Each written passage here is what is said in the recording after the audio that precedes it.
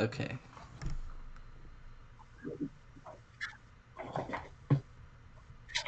Welcome into the Off-Brand Avalanche podcast, reviewing the Avs' second game of two against the Ducks in Anaheim, and this one didn't go as great as we would have hoped.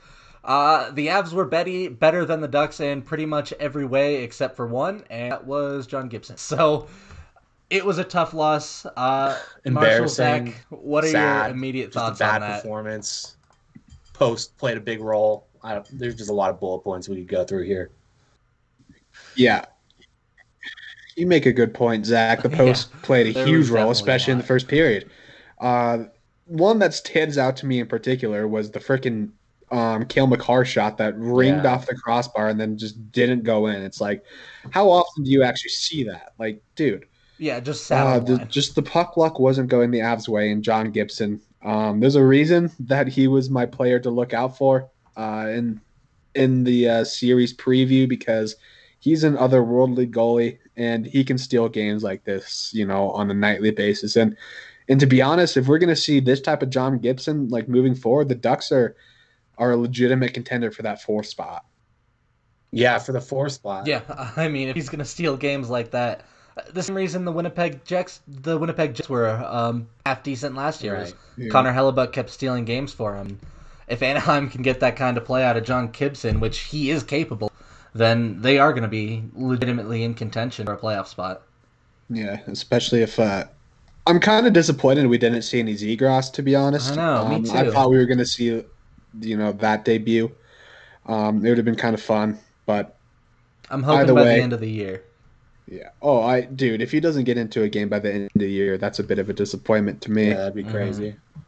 I think it's also a little bit of a statement on the Ducks system if they're not playing a kid with that kind of talent, especially but when they don't have any reason not to play him.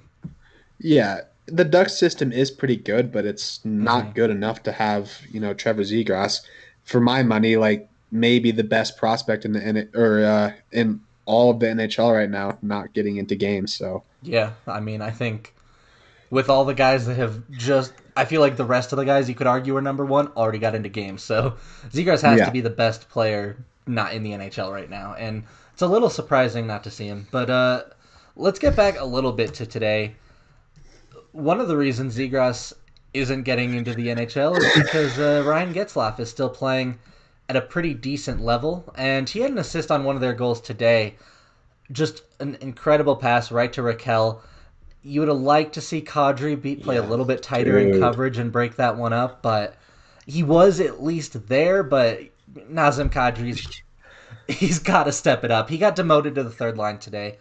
When the depth chart came out, it was pretty clearly a statement by Jared Bednar saying, hey, guess what? If you guys aren't playing well, I don't care what your resume says. You're not going to play. That's why Ryan Graves sat. That's why Nazem Kadri went to the third line. And Nazem Kadri didn't necessarily play like he wanted to get moved back up to the second line too soon. Yeah, he didn't play very good at all. And the one of those two that you said, Billy, that surprised me the most is the Ryan Graves healthy scratch. He's clearly better to me than Patterin. Yeah. And he should be out there. So that's a bummer. And I was thinking about this in the first period, just about how the Avs can maybe compare a little bit to the Tampa Bay Buccaneers and how they just got to mesh a little bit. We got all these stars that came together. They have to mesh a little bit. We're only, is this, game 6? We're game 6 in. I think it's too small of a sample size to be judging the Avs or hitting the panic button still, which I want to do at this point. But yeah, I do too, Zach. I'm going to hold off. That's Zach, you bring up good points there for sure. Point number one that you brought up, I don't understand why Patterin was in rather than Gravy for a couple of reasons. For one, Jared Bednar, his explanation about not playing Gravy tonight is that he hasn't seen him play the way that he played last year. And do you guys agree with that, for one? Not at all. I think the first time I heard that. He played pretty well. I don't think he's been great since then. I don't know, man. I haven't really seen him make like that many mistakes. And to me, it's like it's an interesting decision to put him even ahead of behind Timmins at this point. Like, Timmins did not have a great game either. Mm-hmm. And a couple of games ago, before he was scratched, he only played 8 minutes. So Betts' decision with that, I don't really necessarily agree. I think Graves has been playing well enough to at least earn a roster spot over both Pattern and Timmins.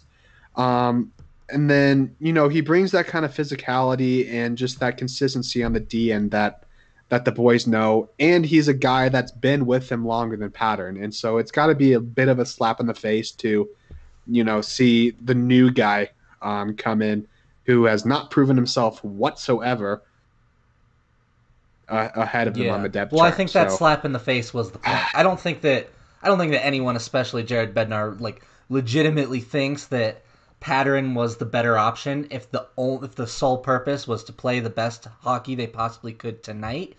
I think it was the same thing that we saw with Zadorov for years. I think he wants to see if it works with Graves. He wants to see if saying, "Hey, you're not playing your best hockey. Go sit down. You're not going to play tonight." Will get him to come out in 2 days when we get to see him on Tuesday night and play his best hockey. I don't necessarily think that right now it was that time, but hey, if Bednar thinks it was, it's his decision to make. Hopefully it will get Ryan Graves playing a little bit better. I know you guys didn't think he played terribly, and I don't think he played terribly, but I think he had 2 very good games to start the season, and I think he did tail off a bit. So I think maybe Bednar's trying to see, let's get him back to where he was those first 2 games. Let's get him back to how he was playing last season. So I don't think there's any. I don't think that's a permanent place on the depth chart. I think he's still well above Pattern. I think he's above Timmins, and I think arguably he might even be above Byram for the time being, but that's very short term. Yeah, that's killing off very hard. Yeah, Billy, that's a really good point because we've seen Bednar do this, especially with Zadorov. And, Zadorov, when he was benched and not in the lineup, we saw him come back like more of a motivated player. So, hopefully that strategy works a little bit here with Gravy because we need Gravy, to be honest. He's one of the guys, especially like if we're looking back at the offseason moves, he was the guy that we, along with Johnson, are going to be relying on to play that physical presence and just that actually like defensive defenseman type of role. So I think it was a bit interesting, but Pattern tonight did not earn his spot in the lineup to me whatsoever. There was a play late in the third period where he just got lost in the puck. He didn't know where it was, and that was very disappointing. Yeah, it was not great to see. Pattern, he is a little bit. He brings a little bit of stability. You're not gonna. You can send him out and he knows what he's doing. He's never gonna make rookie mistakes. He's got that veteran presence, but he doesn't have much upside, and he still every once in a while makes just some low quality hockey plays where you realize there's a reason that guy's not playing in a top 4 anywhere, and anywhere where he would be consistently on the active roster, he's a bottom pairing defenseman. Right, and when we make that move, I understand the move completely, and this is not a guy that I think is going to come in and start playing every single game when we have the depth we do, and it's just we need to see these other guys. It's just the bottom line. Yeah, and especially Gravy, because like you guys were getting to the point about the physicality. These smaller defensemen, as good as they are, Gerard, Makar, they just in front of the net, they just get spun around so easily. It's just nothing they can really do. It's just because they're small.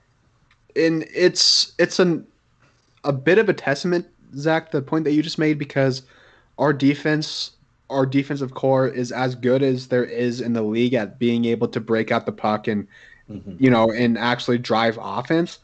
But inside the zone, we do need a little bit of that physicality. And if we're going to be, like you said, Zach, like bringing back or playing Pattern in every game, then why the hell do we not just keep Cole? Because exactly.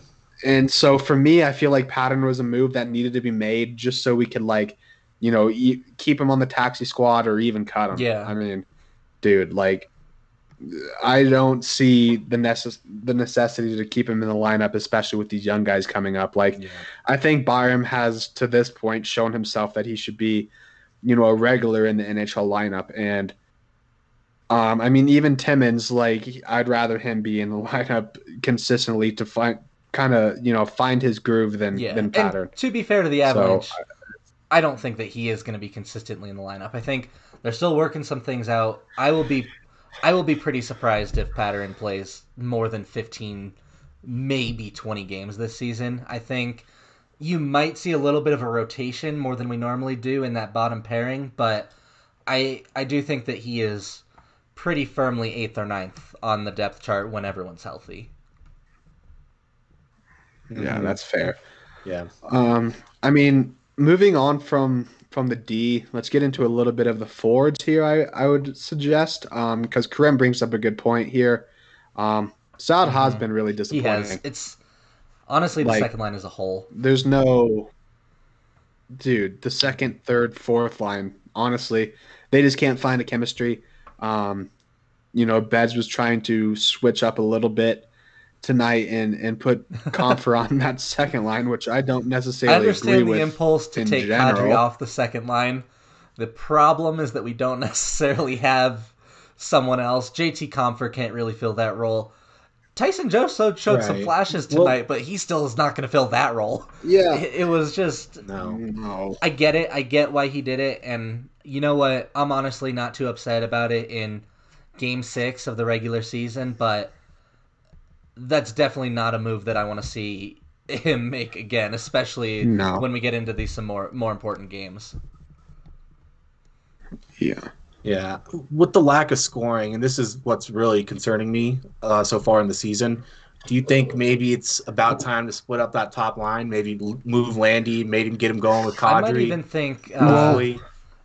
I might even think about dropping Rantanen down. I know that's what Carolina Mhm. did, splitting up Aho and ooh. Svechnikov, but maybe put Burakovsky is the guy that has been producing. Maybe give him a shot to run with McKinnon and Landeskog and see if because Rantanen is our second best offensive player. Maybe he can get Kadri and Saad going. I don't think it's a move you make for the long term, but maybe sometimes putting your one forward and your two forward on separate lines can spread out the Yeah. scoring a little bit because right now we feel like a one line team, a one line and a Burakovsky. Yeah. That's very fair. And the moves that we have seen from, over the last couple of years between the first and the second line has been moving Landeskog down to that second line and moving Burakovsky up. And to be honest, it's like that's not the Mm-hmm. greatest stylistic comparison, moving Landeskog down and moving Berkey up because you have two pretty freaking elusive and high end shooters on that top line. So that's a good point, Billy. I never, like so in your world it would be moving Burakovsky up to the top line and moving Yeah. Rantanen down, right?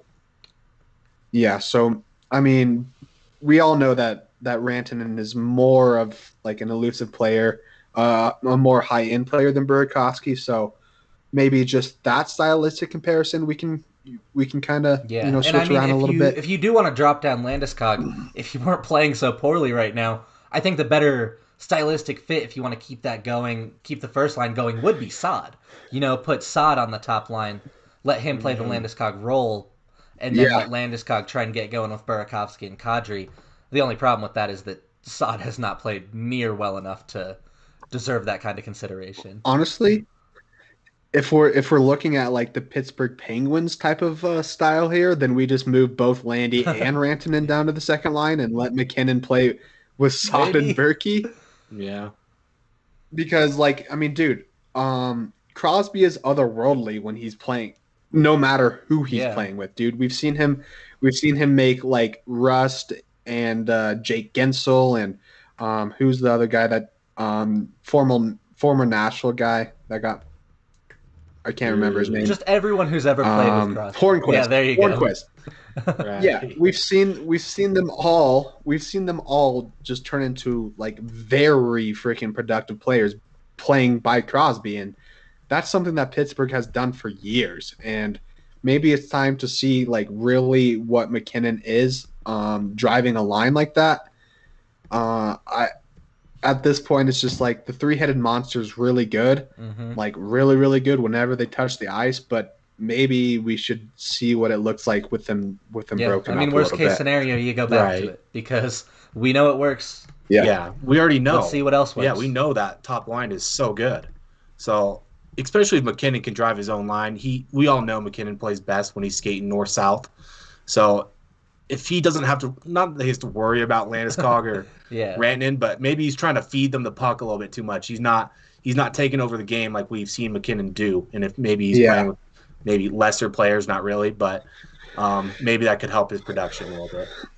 I mean, and to be honest, like the more that we're talking about it and the more that it's circling through my head, it makes a little bit of sense. Having McKinnon on that top line with Saad and Burakovsky, and then on that second line with, Kadri, hopefully if he can break out of this little slump, with Landeskog and Rantanen.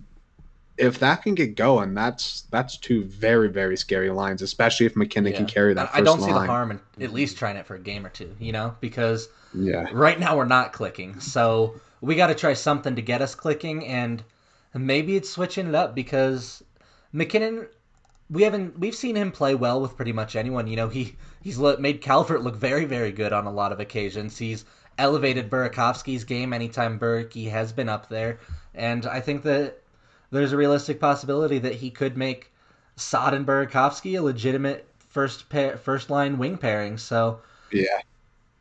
throw it out for a game. If it doesn't work, you can Do you always go back. And honestly, throw it out for a period. And if it's that bad, you can still go back because it's just something to try. You got to try something right now. Do you think there's a little bit of hesitancy to, break up the whole McKinnon and Rantanen duo because, there's that whole narrative out there that McKinnon didn't break out until Rantanen got put on his line and all of that.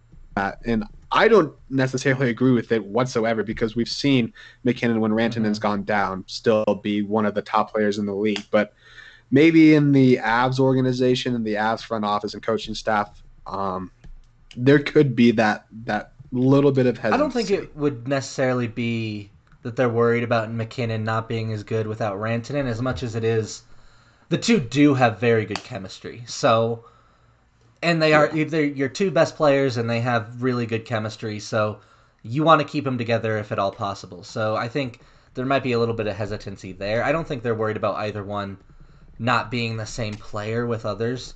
I think that would be something maybe a little bit more in the fan base, especially fans who just watch a couple games here and there might think, McKinnon's probably not as good. Guys who don't get to see McKinnon who don't watch him 82 games a year and only ever see him with Rantanen, watch the really big games, Maybe somewhere in the fan base there's a segment that's thinking, well, maybe they're not that good without each other, but I don't think that the Avs organization themselves would think that.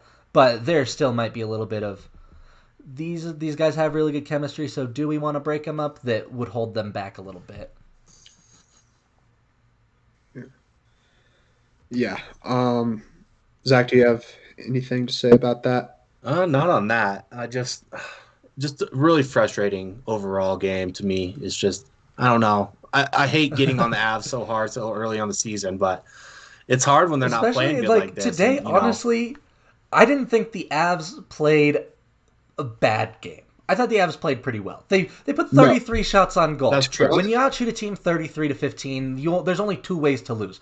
Either your goalie played like trash or the other goalie was elite. And today we had a case of the second one.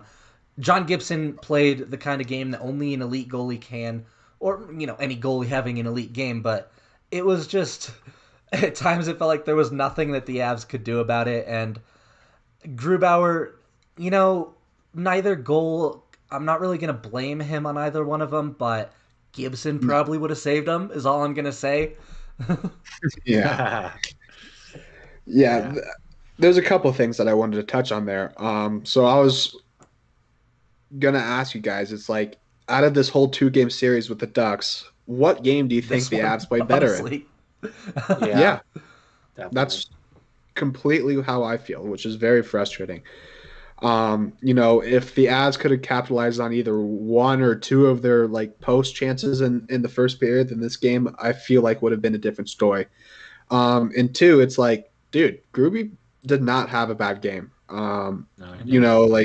The stats necessarily don't show it, but like you said, Billy, neither of those goals necessarily, like, those weren't saves that were expected to be made, but it would be nice if they had them. And yeah, Gibson probably would have made at least one Yeah, of those it two was just saves. tough. The first one took a weird deflection, and the second one, like we said, the the the best way to stop that one would have been Kadri getting in the lane. So it didn't quite work out that way. Raquel is all alone in the slot. When a player's all alone in the slot with the puck, they're gonna score more often than not. So it's Yeah. just the way it goes sometimes. And this reminds me a lot of the game we dropped to Arizona. It's not because the Avs were outplayed. It's Yes. not because the Avs weren't the better team. It's because one goalie played really, really well, and this time the Avs, they just couldn't break through those floodgates. So sometimes that's how it goes. Every team every year loses a couple games like this. It's a little bit frustrating that we are 6 games into the season, and I've said that about 3 of them, though. Yeah. Yeah, for real. I wanted to mention that too. We've said that same kind of thing almost every podcast. It's pretty ridiculous, but It's like like the It game. keeps being true, but at the end of the Sorry, day, an Zach. elite team needs to break out of that slump. They need to win a game when everything's against them. right. And really, like you guys said, we played not bad in this game. If we play every game like this and we get a few of those bounces, and we win this game. But it's okay. It's not. It's still early. It's still early. It's too bad this isn't a 7-game series, because I think the Avs, much like the Arizona series, Come would out and come win the out next flying. one 7-1. I think there's a good chance that might have happened. Yeah. And hey, The just do it most to the Sharks. the most frustrating. Oh, go ahead. Sorry, Billy. I was just saying, the most frustrating thing to me is that the first freaking shot in the third period that Anaheim got was an empty net Yeah. goal. Yeah. That's just that. That just kind of epitomizes this game to me. It was not only the first shot; it was the only shot they got in the third period. The Anaheim Ducks took exactly one shot in the third period, and Oh it was my from God. their own end. So they didn't take any shots from the offensive zone or even the neutral zone. They got the one empty net goal. The Avalanche were dominant in that period, and they did actually even score one in that one, so that's nice. But it wasn't enough when they went down 2 because couple of goals. The first one a little fluky, and the second one a good play, and that's how it went. So it's tough to see them lose like that, and it's gonna keep being tough if it keeps going this way. But I still have confidence that the Avalanche are gonna come out and show what they can do in the next couple of weeks here. Yeah. At this point last season, the Buffalo Sabres were 8-0. I'm not too concerned about what happens to this point, but we can't let to this point continue to be the rest of the season, because the Avalanche have played well at times, but they haven't played well enough. They haven't, aside from one game, they haven't shown us the offensive capability combined with the defensive capability that this team has. So do we have the we have Sharks 2 games next? against the 2 Sharks games and with then the 2 Sharks? games against the Wild. Ooh, okay. Those Wild games are going to be Yeah. interesting, but I don't know about you guys. I'm expecting 2 wins against these I Sharks. think so. Is that We what This have has got to be the man. series we sweep, because we Yeah. haven't done it yet. Yeah. Well, yeah, because that's something I was going to bring up here soon. It's like going back to the previous series podcast. Dude, we have not won a series yet. Every single series is a draw, and I don't necessarily love that, especially because we're going into this 56-game regular season in which we play every single team back to back. And if they kind of start to crack our code and we don't win a majority of these series, it's kind of looking a little bit bleak. But I do think that we'll bounce back out of it, and we need to, like you said, Zach, we need to sweep this Shark series. I think the expectation for the Avalanche has to be you need to get 2 games above 500. You need to start stacking together wins, because we haven't won more than 2 games in a row yet, which it's you're not going to be able to go all year doing that. At some point you have to get hot, and you have to look unbeatable, and that's just the Avs have looked painfully average at points in this season. Yes. Yep. And dude, especially like at this point, Vegas is starting to, it's still very early, but a 4-point cushion to Mm-hmm. this point, it's harder than it might seem to overcome. Especially with the way that St. Louis and Minnesota have been playing recently. We do sit in that 4 spot, but like I said, it's very early. But these teams are starting to build a little Yeah. bit of a cushion, and we need to, at least kind of Yeah. break I out mean, of that a looking little at bit. it just percentage-wise, we're more than 10% of the way through the season now. It's it's still early, Yeah, but it's not that's what I was about nothing. to say. It's these points do matter, and dropping them is gonna matter. I'm confident the Avs are gonna make it up for it by getting hot at some point, and at the end of the day, the one thing that you have to do is make the playoffs. And you know what? Oh, Last year, even absolutely. in the regular season, we were second in the West. Vegas was third in the West, but we were all still pretty confident those were the two best teams. Maybe the Avs don't win the President's Trophy, but the one thing that absolutely has to happen is you have to make the playoffs and you have to be playing your best hockey going in. So the Yeah. Avalanche, you know what? If they have to have a stretch like this where things aren't going their way, maybe they're not playing their best hockey, it's a good thing that it's happening at the beginning of the season, but you have to make sure that it is only a stretch like that. This cannot be what the Avs are looking like. Yeah. Should we touch on Bowen Byram a little bit because I I did think he too. looks I pretty thought solid Bowen again. looked great. Yeah. He brought another good game. He looks like honestly, it's going to be really hard for the Avs not to put maybe even think about dropping EJ to the third pairing because Bowen Byram has looked really Yeah. really good. Yeah. Yeah. Yeah, And he's looked he's good for looked sure. Sorry, Marshall, go ahead. Oh, I was just gonna say he looks more dynamic with better players Mm-hmm. surrounding him. Like whenever he gets up with Kale, typically they're in the opposite zone. Whenever he plays with Gerard, it's a pretty quick breakout. So yeah, Billy, going back to your point, that's just I think Byron by the end of the season is gonna end up being on the second Yeah. or first line And pretty luckily easily. for us, which I think is good for the particular situation that we have, Bednar doesn't typically use pairings in the same way that a lot of other coaches do. It's more because today we saw Makar out there with Byram, we saw him out there with Taves, we saw him out there with Gerard, and we saw him a couple times out with just about everyone. So he doesn't use the pairings as much. I think at the end of the day, what we're really going to see is Makar and Taves and Gerard leading the team in minutes, and then Byram and Johnson are probably going to be pretty close, and then whoever the sixth defenseman is will have the fewest minutes on the Yeah. team. Whatever, it was Timmins tonight that just didn't get very many minutes. So luckily, the Avs don't necessarily have them exactly in pairings, which I think will help get Bowen some extra play time. And it's just going to come down to the style of each game, who plays a little bit more. I'm really excited for Bowen Byram because we've been tempering our Me too. expectations all off season, and now it feels like we can kind of let loose on that a little bit and just get really excited. Yeah. Yeah, Bo's been amazing. To me, my favorite partner with Bo is Gerard. I think they are pretty electric out Yeah. there. They Yeah. look good. And he's for 2 games, especially two defensively, two defensive games in a row for his first 2 starts. He's not really looked like a rookie out there for the most part, other than taking a couple big hits and maybe getting lost in the D Mm-hmm. zone 1 or 2 times. But overall, Bo's looked really solid. Like he knows what he's doing. Like he's been there, done that. So I'm Yeah, excited for I felt Bo. like it took him about a period to stop looking like a rookie. Mm-hmm. Yeah, Yeah. dude. And he's just playing with confidence now, which is what we need. Like we're still seeing him Mm-hmm. jump into the play deep into the offensive zone, Mm-hmm. which is extremely exciting because that's what he Yeah, does he's best. never worried to activate from the blue line. He's pinching every chance he can, and he's making the right calls too. He's when he's pinching, he's getting the puck. We haven't really seen him get burned on that yet, which it's going to happen eventually. It always happens to everyone eventually, but he's made smart decisions.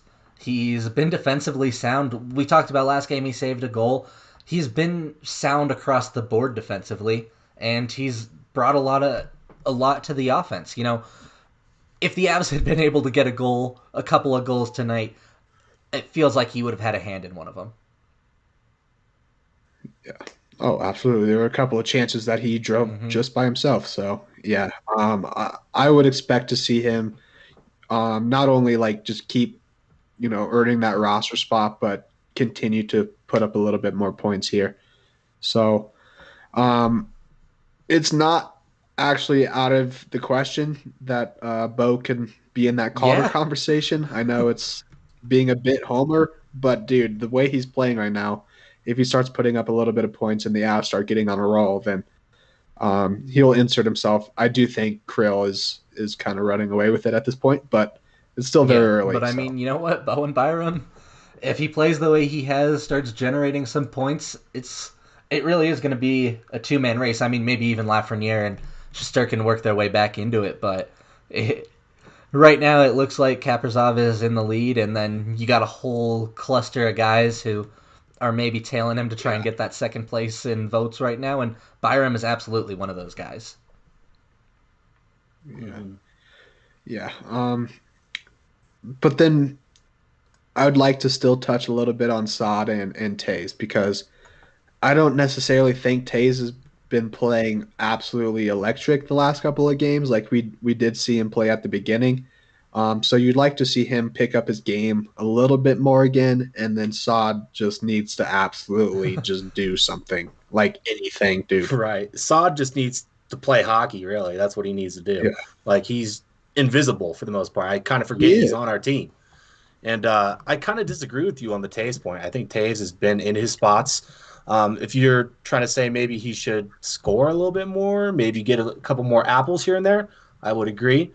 But his defensive play, I think, has been stellar and is more than I would have expected because I never saw Yeah, him I play agree last with you, year. Zach. Actually, I was gonna kind of in the same camp. I thought Taves actually played really well tonight. You know, he he was skating with Byram and Makar, and he looked like he fit in with those two as a skater. He has the same Mm-hmm. ability that they do. He was getting pucks to the net. He was getting pucks to his forwards that could get pucks to the net. I liked the way he played. The only thing really that was missing was getting on the stat sheet. And to be fair, that was missing for just about everyone on the Avalanche. But you make a good point about Sod because he just hasn't been what we were expecting. He scored the one goal, and that was the exact style of play that we expect out of him, the way we expect him to score goals. And I think maybe Zach, I actually like the comparison you made earlier in the pod to the Tampa Bay Buccaneers. Brought in a bunch of new guys. They had to mesh that roster. At one point in the season, like around week 10 of the football season, we were talking about the Tampa Bay Buccaneers as this team's going to have to fight to get their way into the playoffs. And now, guess what? They're in the Super Bowl because it clicked.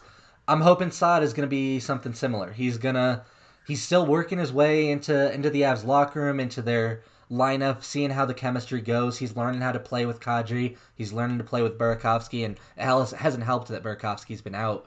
And maybe 2 or 3 weeks from now, we start to see Sod clicking, and he knows his guys a little bit better. He knows where they want him to be, and he knows where their rebounds are going to pop out to bang him home. Exactly. Okay, going back to my Taze point though, I don't necessarily think that he's been bad. But we brought him in to be the consistent like number one pairing with Makar, and I have not seen that to this point. Well, the last couple of games at least. The first couple of games, I think like, oh man, this is going to be the pairing that sticks throughout the entire season because no one's going to be able to stop them. The last couple of games, I haven't necessarily seen that. Um, and if we're not going to be able to see like those flashes of Taze and Makar together, then we need to find Makar a consistently like reliable first pairing defenseman. You guys might probably disagree with that, but Yeah, I am going to disagree a little bit. that's I think kind of that's how I'm just how feeling. Bednar runs his lines. I don't think he ever wants well, at least to this point. Maybe if they do find that some kind of crazy chemistry and they're playing that well together, he'll run a true top But is pairing. But that that's not just since he's been coaching the Avs, he is hasn't that not run a it. problem though? If it, Is that I not a don't think problem it though? is. I Because it's think like any championship team that we've seen, it's like you have at least a little bit of consistency in that chemistry and camaraderie between like even the first pairing or the first lines or however you I mix it think up. if you're getting it done by committee, I think it's okay to do, especially because from what I saw, like all of our top 4 defenders tonight played really well. I didn't between Cale Makar, Javon Taves, Sam Girard, and Bowen Byram. No matter who you were putting them with, they were playing well. And if your defense is playing well, I don't I don't think that it really matters all that much who it's next to. It would be nice to find some really good chemistry that and a top pairing that you can roll out 28 minutes a night, but the other problem in Colorado right now is there's just too many mouths to feed. I think that's something that we hope Cale Makar and Bowen Byram develop into down the line, but right now the Avalanche have more of a top 4 than a top 2. Right. And to me, especially when Bowen Byram was fully developed, him and Cale Makar are going to be like kind of a Landeskog and not a Landeskog, a McKinnon and a Rantanen kind of deal, like where they're just like two superstars on the same line. But for right now, and I also, going back to the Tays argument, disagree again. I think Tays actually is the best pairing for Makar right now, in the sense that Bo and Girard are just a little bit more of offensive defensemen compared to Tays. And Tays is just as fast as those guys as well. So he can get back and cover for Makar when he's, hitting posts all game. Yeah, I agree with that. Go ahead, Marshall. Yeah. I just want to see like a top pairing actually develop together and, be that first pairing defenseman that you kind of expect on a championship level team. And I think it will end up developing this year, whether it's with Makar or with Tays or with, Byram, hopefully maybe even taking that extra step. But that's kind of what I'm getting at. I don't know necessarily that, switching up the line combinations so often is really helping the team. I know like we brought up in the games that we were running 7D and 11 forwards. It's hard because like you're consistently having to figure out what works with different people. And that's kind of why we ended up switching back to going 12 forwards and 60. It's because you kind of need a little bit of consistency. I know it could maybe throw off the other team a little bit, but I don't know, man. I think players I know, especially playing in my hockey days, like I liked having the same line mates consistently. And that is a fair point. Oh, right. And onto that point about having, the same players on your line every shift, I think maybe it's just a little bit more important to have that consistency on forward side as opposed to the D side.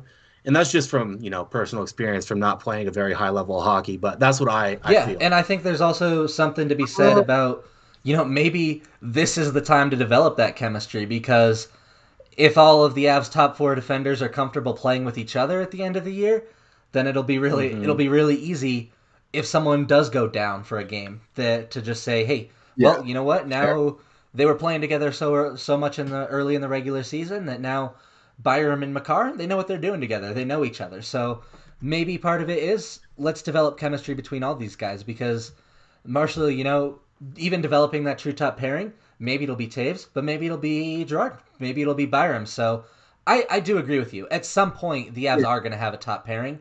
I don't know that it's this season or next season or even 2 seasons from now, but it will eventually happen, and it's just a matter of getting it to that guy. So I definitely see where you're coming from. You want to see the Avs truly show that, hey, guess what? We are a top-end defensive team. We have this truly elite top pairing, and I think we'll get there, but I think right now I don't have a problem with us rolling out a top 4.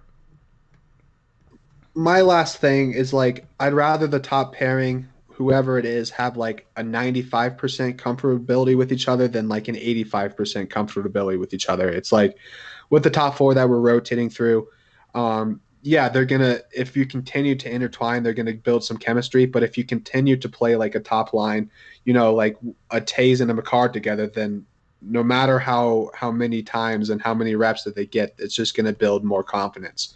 Knowing exactly where they're going to be, instead of, like maybe you're going to know exactly where he's going to be, or maybe what tendencies he's going to end up bringing. So I do think that it is important to build that like top 4 chemistry so that maybe a top liner can go down and someone can be easily inserted into that top pairing.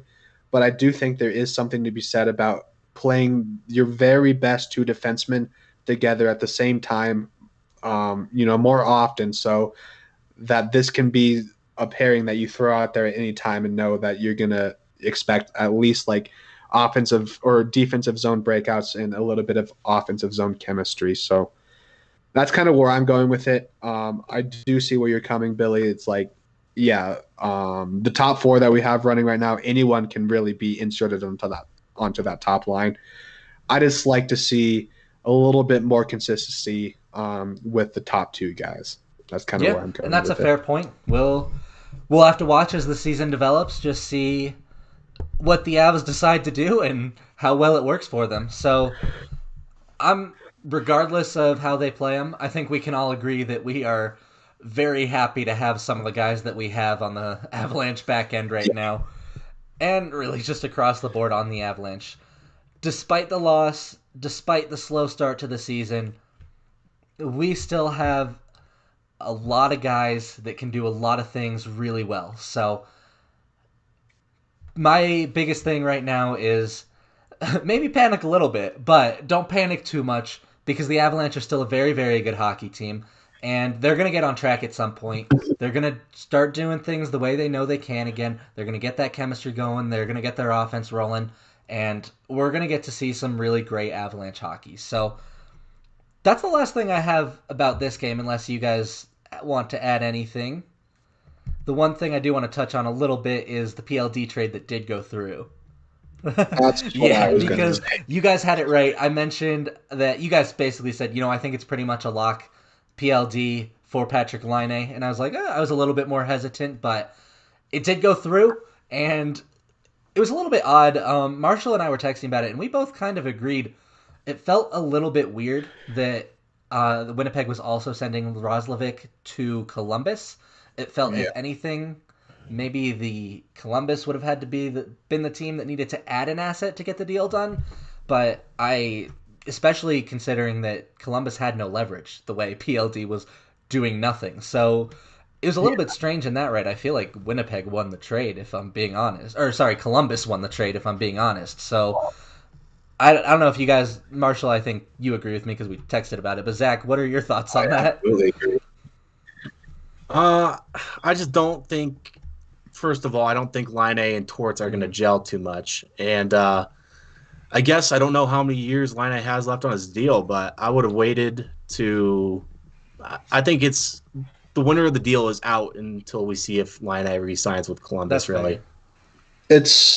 They pretty much have identical contracts, except Laine only has one more year left. They both signed 2-year but they are both deals.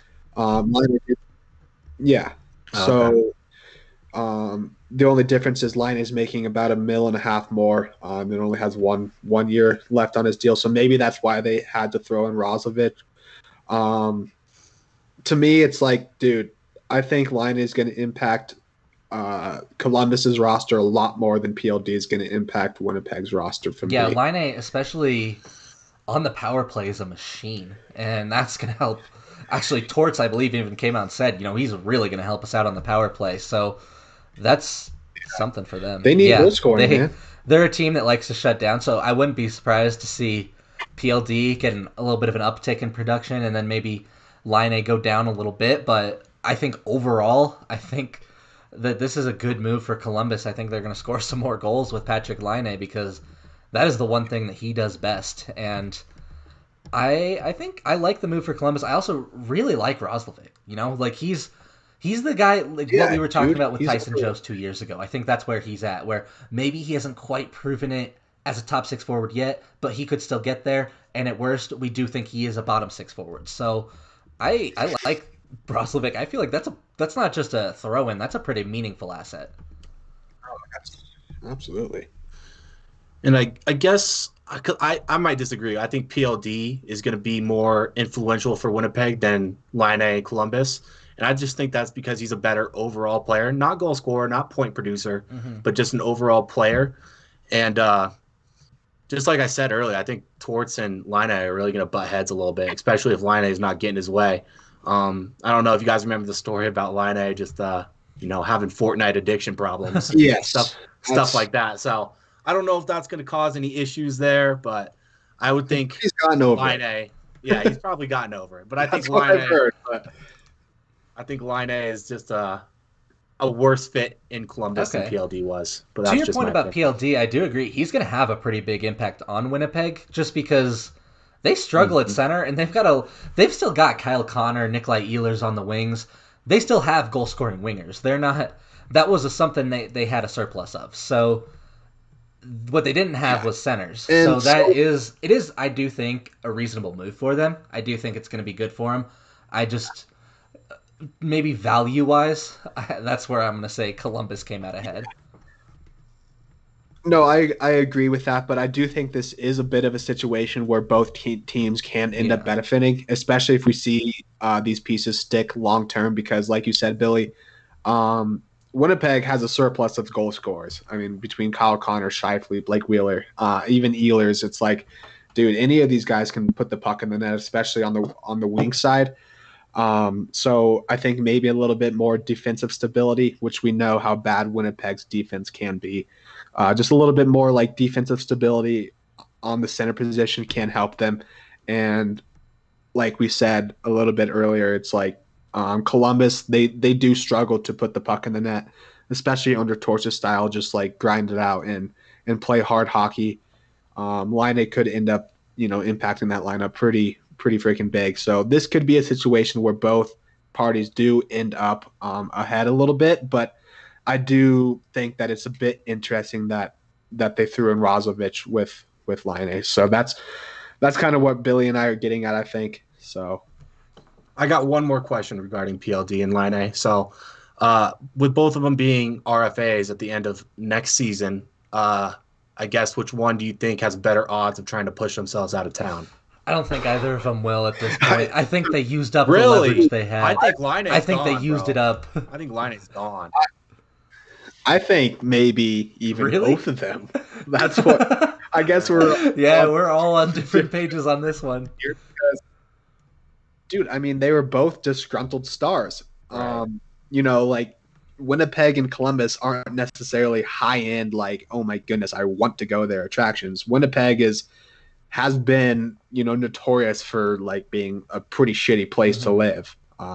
You know, it's pretty freaking cold there. Not a whole lot of stuff to do. And Columbus, has won one playoff series in their entire existence. So I Yeah. think these are for both players. It's like, oh, okay, so we got out of the place that we hate, but then maybe we'll end up hating the place that we just went to Yeah. as well. Right. And I guess I think it's Line A because PLD, first of all, is a Canadian, is he not? So maybe he likes being in Canada. I don't know, whatever.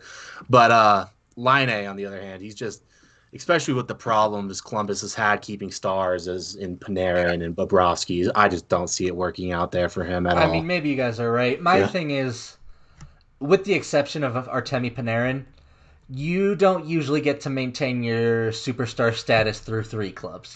It's if you're on your first club as a star, you're usually still pretty well liked. Your second club, it was maybe something went wrong with your first one. Maybe it was a bad fit. Maybe you used the cap space meant they needed it out. When you're on your third team, things start to get a little bit weird, and you start to think that starts to be Maybe guys you that have have character. problems, and that's where I think partly just guys saving their own image and partly, like I said, both of these guys have already requested, like, I don't know that Line officially requested a trade, but both of these guys have made it pretty clear that they want it out in one city already. And when you start to do that Yeah. everywhere you go, I don't know that that gives you the greatest reputation as a player. And I think both of those guys are going to be pretty aware of that. And that's why I think even if it's not perfect, they're going to do everything they possibly can to make it work. So, I mean, it's definitely possible that it's No, just a that's terrible fit and it doesn't work out. But to me, I'm of the opinion that they'll probably stick at least for a while, at least for another contract. well, okay. If I was betting on it, I would say that both of them do stick, but I do think that Really? if I was a betting man, but I do think that there is a scenario where both of them are like screw this. That's where I don't. Do you guys have like an expectation or like any kind of scenario in which both of them are like wanting out within like the first 1 or 2 years? Because I do have a little bit I of think that there's a suspicion, path to it. I and that's think where that I, makes sense. yeah, Yeah, I think especially Line A with the lack of stuff they have going on in Columbus, but at least Winnipeg has Hellebuck. You got Shifley, you got Wheel, like you got assets there. Like I think, I just think Line A is in for a rough go. Yeah, that's true. Pionk is kind of the only guy that Winnipeg has on the D side. At least Yeah. in Columbus, it's like you do have Seth Jones and Werenski, and Walensky, yeah, also it's like you don't know what Merzlikins is really up to at this. right. Yeah, and Columbus has been So better in the playoffs than Winnipeg has. So that yeah, is definitely something. We're gonna go ahead and call it there for today. If you are not watching this on YouTube, you should be because we stream it live after all these games, and you get to see our faces. Although it looks like I've been dropping frames on my camera quite a bit today, but yeah, but you still get to hear us, and you get to see Marshall and Zach's face and me moving pretty robotically. So it's fun to watch us on YouTube. If you are watching us on YouTube right now, go ahead and leave a like if you're in that chat still. Subscribe to the channel if you haven't already. Even if you're watching this later, subscribe to the channel and leave a like. Comment down below what you think the Avs need to do. What do they need to do to kind of get out of this funk that they're in? And that's all we've got for you guys today, but we will see you again soon. The Avs have a bunch more games this season, so we have a bunch more pods for you guys, and we'll see you next time.